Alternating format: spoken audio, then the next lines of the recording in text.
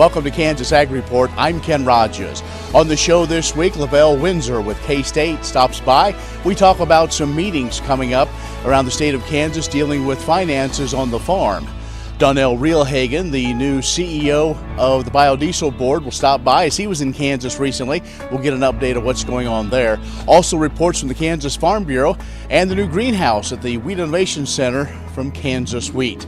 Plus our update from KLA and Paragon, all coming up on today's program. Stay with us. Closed captioning brought to you by The Soybean Checkoff. Progress powered by Kansas farmers. KansasSoybeans.org. Farm Bureau, a grassroots ag organization representing the state's farmers and ranchers since 1919. KFB.org. Kansas Weed Commission, leaders in the adoption of profitable innovations for wheat. Online at kswheat.com. Kansas Livestock Association, supporting our members' business interests to meet consumers' demands. KLA.org.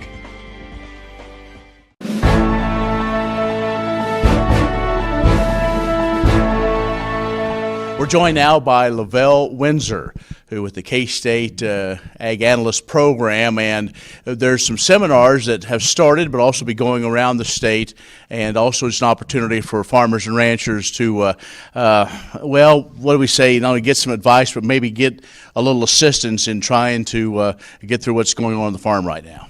Yes, of course, we all know that the agriculture economy is very difficult right now with commodity prices being low. And so the Farm Analyst Program is a way that folks can meet with us one-on-one and take a look at an in-depth look at their farm. And we do have workshops that are going on. The upcoming ones are, Salina is actually this week, and then we have some in Kingman in a couple of weeks, and then Emporia, and then out west in Colby and Dodge City as well in February.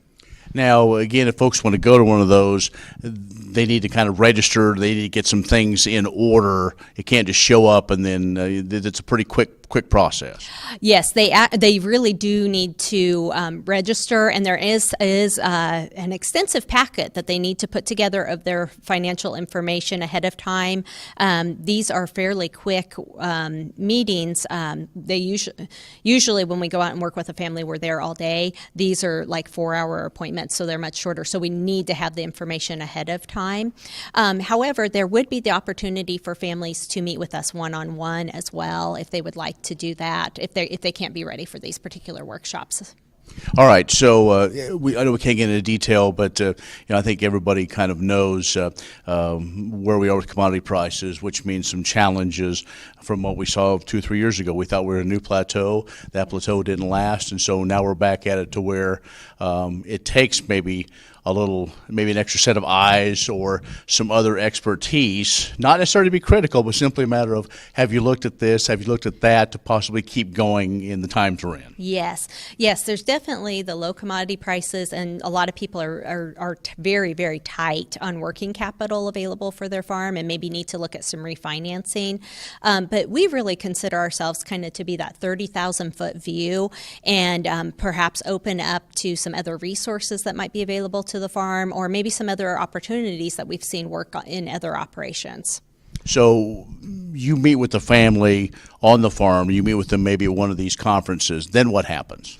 So I guess I should back up and say everything that we do is completely confidential with the family because we are dealing with their very sensitive financial information. And so we will work on one-on-one with that family in whichever venue is most appropriate. And for some families, that's enough information, and they take that information and utilize that however they want to. Other families, so we may run into, there's other things that they need to work through, maybe some estate planning or something with transition, or maybe they're in a very difficult environment that they need help with some mediation with a lender or something. There's lots of different opportunities of how we can help them. And again, if folks want to get a hold of you or to make sure they're at one of these meetings, one of the best things to do is get a hold of their county agent, or how can they get a hold of you? Yeah, so probably the best option is to get, for the workshop specifically, specifically is to contact either their county extension office or Robin Reed in the Ag Econ department, and you could look her up online.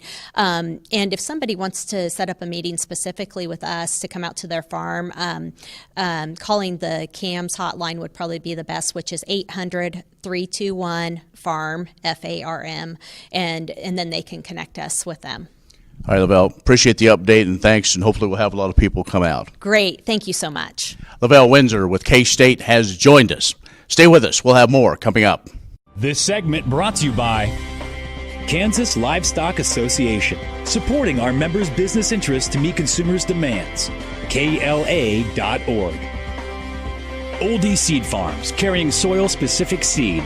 Find them on the web at oldieseed.com. That's OHLDE seed.com. Grass and Grain, online or in the mail, keeping Kansas farmers informed for over 60 years. grassandgrain.com. Kansas Weed Commission, leaders in the adoption of profitable innovations for wheat. Online at kswheat.com. Imagine having someone help you pick the best corn hybrids for every field on your farm. Your Oldie representative can combine your data with his data to offer a field-by-field prescription. Contact Oldie Seed today at 877-692-4555. All over the country, more and more communities are making the change to biodiesel made from U.S. soybean oil. And the decision continues, improving the health and welfare for millions of Americans while adding billions to our national economy.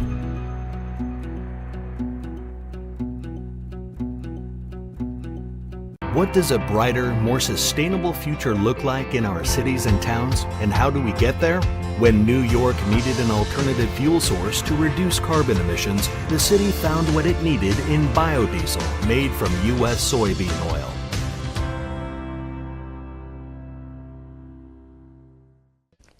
The producer-funded Kansas Wheat Innovation Center was built to get improved varieties into the hands of farmers faster. Kansas Wheat, farmers advancing their future through wheat genetics research.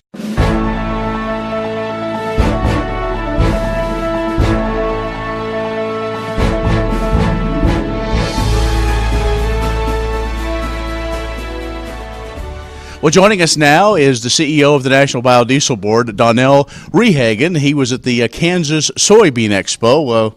First, welcome to Kansas. Well, thank you very much. An easy trip over from Missouri. Well, all right, let's get to it.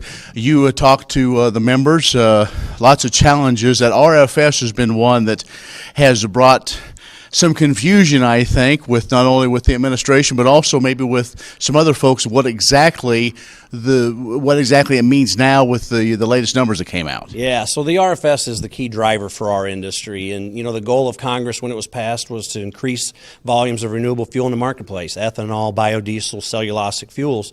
And so what we're wanting this administration to do is to continue that on a pattern of growth of those renewable fuels. And we're not seeing that on the biodiesel side. So it's a challenge, and we'll step up to it and get that education done and get them where they need to be. Let's talk about EPA Administrator Pruitt. I think many folks knew, coming from one of our neighbor states, Oklahoma, maybe had a little bit different attitude, but looks like the president anyway and some of his folks are taking a continued look of what he said in his campaign, that renewable fuels are really important. Yeah, exactly. And I think, you know, Administrator Pruitt comes from an oil and gas state, so it's not unnatural to think that he, you know, sees the benefit there and maybe not so much so on the renewable side. But it was very important for us to remind the White House of the president's promises when he was on the campaign trail and since he became president. And those were comments and very much in support of the renewable fuels, biodiesel, ethanol, and so on. Also, as we look at what's going on around the world, we have maybe I wouldn't necessarily call it unfair, but maybe some trade challenges.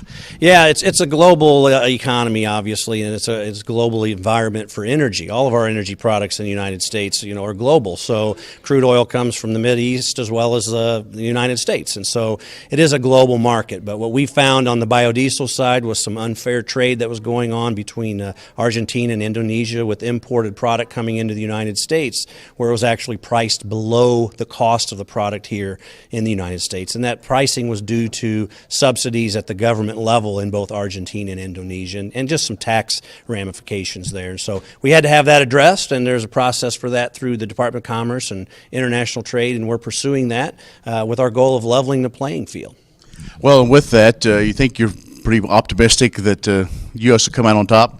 Oh, well, very much so. We're almost a year into those cases, and we've gotten some preliminary determinations from both the Department of Commerce and the International Trade Commission in our favor. So what that says is they recognize that we're right. Our domestic producers are being harmed by this product that's being dumped at subsidized and dumped prices into the United States. And there's a process for application of duties to kind of level that playing field, and that's what's going on right now.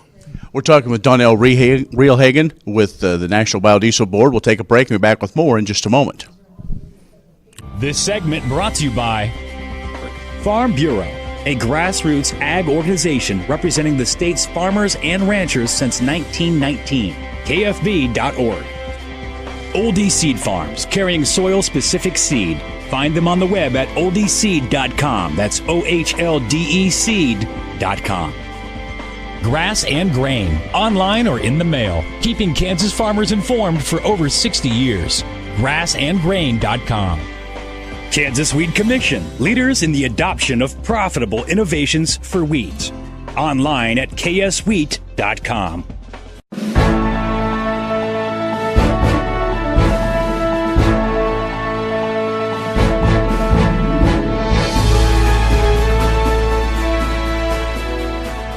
Let's continue our conversation now with Donnell Reelhagen, who is the CEO of the National Biodiesel Board. And, one of the other things that is important is the tax credits. So there was an awful lot of talk about the tax reform, and so those things that had been working on for a while kind of got left behind. Yeah, our biodiesel tax credit's been in place since 2005, and so it's been a very cornerstone of our industry and the growth and the economics of our industry. And we've dealt with it being on a year, off a year for a long time, and so we thought maybe this was the year where we'd have a chance to talk about a longer-term biodiesel tax credit. And of course, tax reform kind of took all the oxygen out of the air, and so we're kind of still waiting for that opportunity to push that tax credit through. And we think we'll have an opportunity here, hopefully yet this month of January. A lot of times we talk about biodiesel, we think about using it on the farms in Kansas and around the Midwest. But there's even a bigger market when we come to bioheat. And of course, this time of the year, I know a lot of groups go back to the East Coast because that's where it's used. And what a market! Yeah, what a market! It has been. It's been a godsend for our industry, and it's been good for the heating oil industry in the Northeast as well.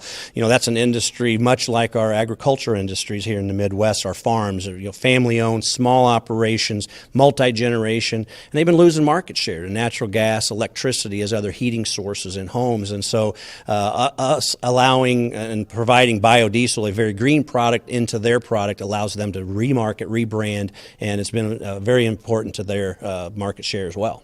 I know you spoke at the Kansas Soybean Expo luncheon. Some legislators were there, and they kind of said, is this just an ag product, instead of not knowing all the different uses for soy biodiesel, soy-based biofuels? Yeah, exactly. I mean, it's been a very important element, biodiesel has been, to the soybean complex. When you look at why biodiesel was conceived in the first place, was to take excess surplus soybean oil off the market and try to raise the value of soybeans. And I think the biodiesel industry has been very successful in doing that. It's something that we're very proud of, and really support the support we've received from the soybean farmers of America has been instrumental in building this industry and growing it to the levels it's at today. What about the future? Offense, defense, or both? Well, both, probably, right? We better be good at both. And so I think it's going to take a little bit of offense. It always does when you're pushing something that's still relatively new and an industry that's still a little immature in ways. But it's always defense as well, because the petroleum folks are generally not that excited about having market share lost, even though I think we bring great value to their product from an environmental standpoint as well. So offense and defense year-round. Well, I appreciate the opportunity. Again, thanks for coming over. Yeah, you bet. Thank you. Donnell Reelhagen, who is the CEO of the National Biodiesel Board, has joined us. Stay with us. We'll have more coming up.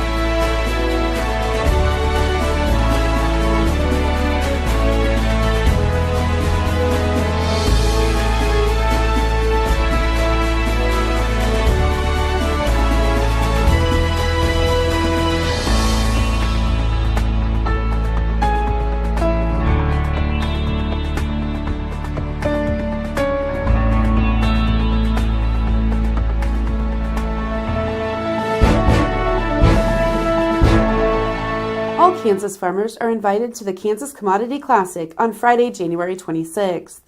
The Commodity Classic is the annual convention of the Kansas Corn, Wheat, and Grain Sorghum Associations, and it will take place at the 4 Points by Sheraton Hotel in Manhattan, Kansas, with registration beginning at 8:30 a.m. It is free to attend and includes a complimentary breakfast and lunch. However, pre-registration is requested. Topics of discussion include updates on the status of the Farm Bill and agricultural issues in Congress. Arlen Suderman, Chief Commodities Economist from FC Stone, will present an Ag Markets update. Mike Dwyer from U.S. Grains Council and Molly O'Connor from the National Association of Wheat Growers will lead a discussion on trade. Dr. Barry Flinchbaugh, Professor Emeritus at Kansas State University's Department of Ag Econ, will be the featured keynote speaker during the lunch. The Kansas Commodity Classic is hosted by the Kansas Corn Growers Association, Kansas Association of Wheat Growers, and the Kansas Grain Sorghum Producers Association. The event is sponsored by Kansas Department of Agriculture, Farm Credit Associations of Kansas, Monsanto, Syngenta, Shield Ag Equipment, and AgriGold. The event is free to attend, but pre-registration is requested. Visit kswheat.com/KS Commodity Classic 18 for an agenda and to register. In an effort to educate youth in Kansas with accurate agricultural information, Kansas Farm Bureau is once again offering Be AgWise Train the Trainer workshops. The theme for our 2018 Be AgWise workshop is Full Steam Ahead, incorporating agriculture into your STEM curriculum. And registration is now open. Workshops will be held this spring in Manhattan, Colby, Garden City, and Bonner Springs. This year, attendees have the opportunity to register for morning, afternoon, or all day sessions. Elementary school lesson plans will be presented from 9 to 1, junior and senior high school lesson plans from noon to 4. Either of these sessions are $25, or you can attend both sessions for a discounted price of $40. First-time attendees will receive a $5 discount, and all sessions include a working lunch. Your registration deadline is 2 weeks prior to the workshop you select. Registration fees include the opportunity to receive training on a variety of agricultural-based, hands-on STEM learning labs, a wide variety of valuable resources, a working lunch, and networking time with other educators.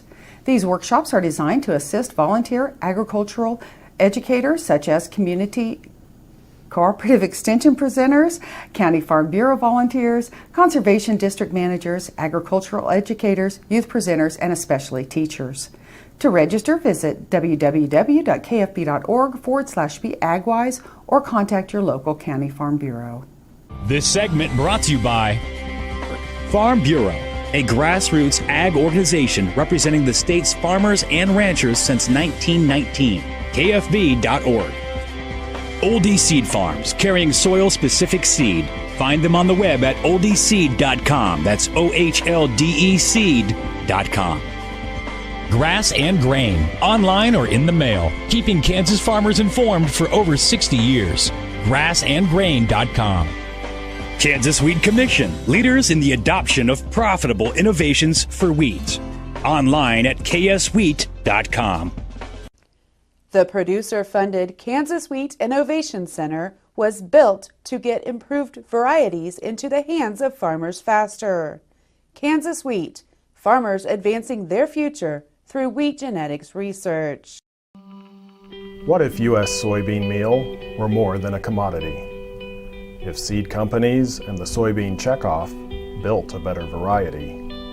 That future is here. The time is now. To meet end-user demands, the soybean checkoff is investing in the compositional quality of soybeans, including meal. A message from the Kansas Soybean Commission, the Soybean Checkoff.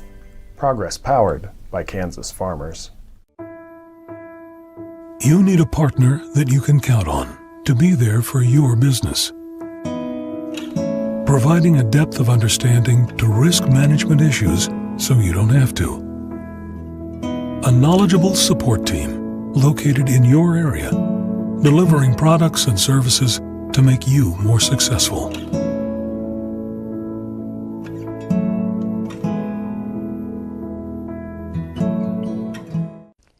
The producer-funded Kansas Wheat Innovation Center was built to get improved varieties into the hands of farmers faster.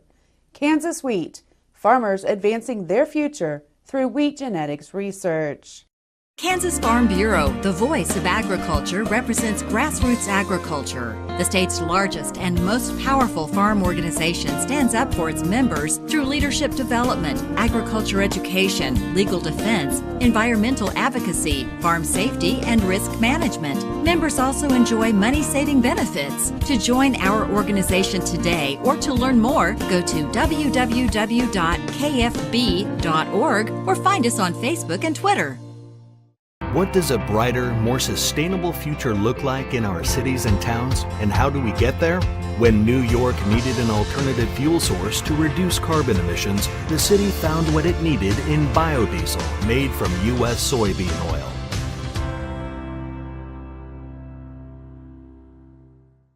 Imagine having someone help you pick the best corn hybrids for every field on your farm. Your Oldie representative can combine your data with his data to offer a field-by-field prescription. Contact Oldie Seed today at 877-692-4555. The producer-funded Kansas Wheat Innovation Center was built to get improved varieties into the hands of farmers faster. Kansas Wheat, farmers advancing their future through wheat genetics research. The 2018 KLA Young Stockman's Academy class consists of 20 participants from across Kansas.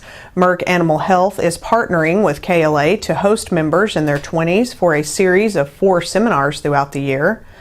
The program will expose YSA members to the importance of KLA's voice in the legislative process, producers' responsibilities as agricultural advocates, the need for progressive livestock operations, and how other industry segments, including animal health suppliers and agribusinesses, fit into the food chain.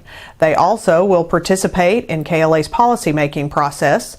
The group's first meeting will be February 12th through the 13th in Topeka. Members of the new YSA class are Jill Carr of Dwight, Cole Gardner from Ashland, Ethan Horn of Marquette, Scott Jones from Melbourne, Laura Klinda of Marion, Megan Larson from Oldsburg, Jacqueline Leffler of Americus, Bracy Lerner from Manhattan, Megan Ludwig of Pratt, Justin Reeve from Garden City, Marissa Rose of Russell, Jared Seeley from Eureka, Barrett Simon of Beloit, Rochelle Smart from Iola, Caitlin Steffens of Dighton, Rossi Stevens from Grinnell, Gretchen Stroberg of Hutchinson, Lyndon Stevie of Olpe, Benjamin Wheaton from Lewis, and Rusty Wiggs of Topeka. Good morning. I'm Cody Wintersheet with Paragon Ag Advisors. We are now past the highly touted January 12th crop report. The markets received a lot of various numbers to digest, and none of which were overly surprising except for the wheat acreage numbers. With trade expectations coming in around 1.6 million less acres than a year ago, the USDA actually only lowered the acres by around 88,000 versus a year ago. So granted, the acres are less technically speaking, however, it's a far cry from what the market and trade was anticipating. And even though it's a decent time of year to have dry conditions in regards to the wheat, it does certainly put more emphasis on the spring rains once the crop breaks dormancy. As such, the latest monthly crop condition ratings also depicted a decent decline in some of the major wheat areas. Furthermore, corn, soybeans, and wheat all look to have plentiful ending stocks, which certainly is not new news. Our lagging exports are a big reason as to why the ending stocks remain steady to higher lately. Big picture, global demand does continue to grow year over year. However, the recent year's supplies have outpaced. The U.S. has also been losing market share to our competitors as well. There doesn't appear to be a new demand source on the horizon either, unlike the ethanol boom of roughly a decade ago. So it appears we're now hoping yet again for another significant weather event to help wake the markets up this year. That being said, if we can get that or some other spark for the market, keep in mind the outside markets are currently set up to be supportive with a weaker tone to the U.S. dollar and what appears to be a much improved crude oil market. Thank you and have a great day.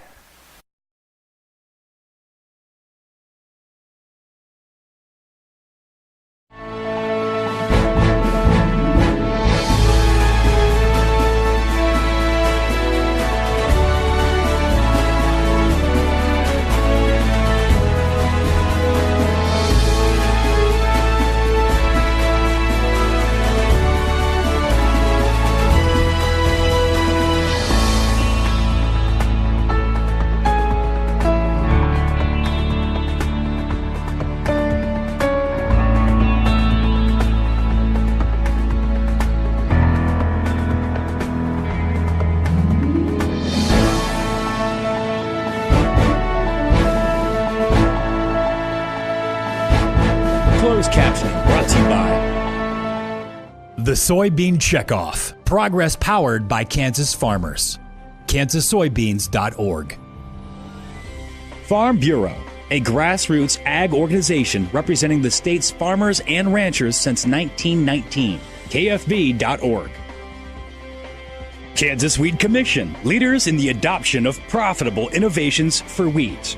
Online at kswheat.com. Kansas Livestock Association, supporting our members' business interests to meet consumers' demands. KLA.org. Well, that's our show today. You can be social with us by following us on Twitter at Kansas Ag Report or like us on Facebook at Kansas Ag Report. I'm Ken Rogers. Thanks for watching. We'll see you next week. What if U.S. soybean meal were more than a commodity?